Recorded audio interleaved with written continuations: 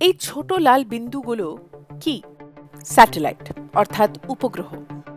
এই উপগ্রহ কি ভবিষ্যতে যুদ্ধের গুরুত্বপূর্ণ অস্ত্র হয়ে দাঁড়াবে? এই সেই মুহূর্ত যখন একটি রুশ স্যাটেলাইট বিধ্বংসী অস্ত্র একটি পুরাতন সোভিয়েত উপগ্রহকে ধ্বংস করেছিল। এই পরীক্ষার মাধ্যমে রাশিয়া প্রমাণ করেছে একটি উপগ্রহকে আক্রমণ করা কতটা সহজ। এই স্যাটেলাইট আমাদের যোগাযোগ, দিক নির্দেশনা, আবহাওয়া পূর্বাভাস সব ক্ষেত্রে ব্যবহৃত হয়। স্যাটেলাইট ধ্বংস হলে এই সব কিছুতেই ব্যাঘাত ঘটবে। ধ্বংসকালে মহাকাশে যে আবর্জনার সৃষ্টি হবে তা বাকি উপগ্রহগুলোর ক্ষতি করতে পারে। এই রোবোটিক বাহু এবং জালগুলো মহাকাশ আবর্জনা অপসারণ করতে পারে, কিন্তু এই একই প্রযুক্তি কোনো উপগ্রহকে তার কক্ষপথ থেকে টেনেও বার করে আনতে পারে, যার ফলে বিপর্যয় ঘটতে পারে। ভবিষ্যতের মহাকাশ যুদ্ধ এভাবেই হবে বলে কি আপনি কল্পনা করেছিলেন?